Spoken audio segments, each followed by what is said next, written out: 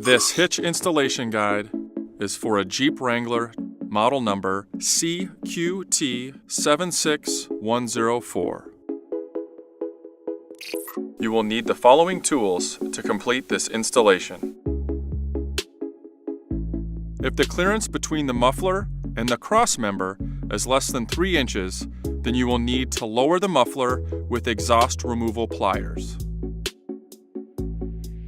If there is a weld slag, then remove it before installation. First, raise the hitch into position and align to the existing holes in the cross member. Next, make sure the conical tooth washers are teeth side against the hitch. Install the 4 bolts.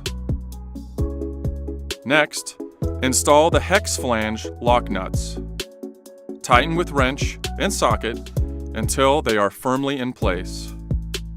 Set your torque wrench to 75 foot-pounds and tighten all 4 fasteners. The installed specifications of this hitch are: from pinhole to the outside of the spare tire is 7 inches.